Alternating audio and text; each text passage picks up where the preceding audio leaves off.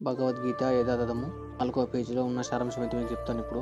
శ్రీకృష్ణుడు భగవద్గీతను మొట్టమొదట బోధించింది సూర్యుడికి అని ఈ విషయాన్ని అర్జునుడికి శ్రీకృష్ణుడు యుద్ధరంగంలో బోధిస్తున్నాడు.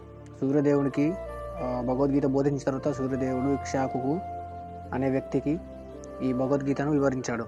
అప్పటి నుండి వాళ్ళ తరాల వరకు ఆ భగవద్గీతను ఒకరి తర్వాత ఒకరు వంశపారపర్యంగా చెప్పుకుంటూ వచ్చారు. ఒక తరంలో వాళ్ళ వంశం అనేది అంతరించిపోవడంతో ఇప్పుడు కృష్ణుడు భగవద్గీతను మళ్ళీ బోధించాల్సి వచ్చింది. ఆ బోధించడానికి ఆ లోక కళ్యాణానికి ఎంచుకున్న వ్యక్తి ఎవరు కాదు, మన అర్జునుడు. తనను ఎంచుకోవడానికి కూడా ఒక కారణం ఉంది.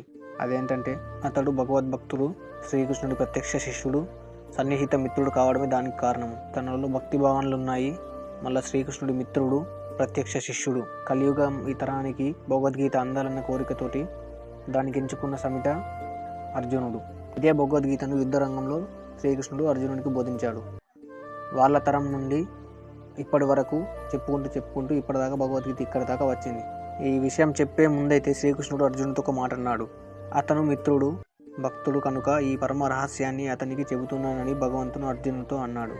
అంటే శ్రీకృష్ణుడి మిత్రుడు అర్జునుడు కాబట్టి, భక్తుడు కాబట్టి ఈ పరమ రహస్యాన్ని నేను నీకు చెప్తున్నా అని కృష్ణుడు అర్జునుడితోటి చెప్పిండు. ఈ భగవద్గీత భావం ఏమిటంటే భగవద్గీత గ్రంథము ప్రత్యేకముగా భగవద్భక్తుడికే ఉద్దేశించబడింది. ఎవరైతే భక్తి మార్గంలో నడుస్తారో వాళ్ళ కోసం ఈ భగవద్గీత అంకితం చేయబడింది. అది నీ దగ్గర దాకా వచ్చిందంటే నువ్వు కూడా గొప్ప దారిలో వెళ్తున్నావని అర్థం.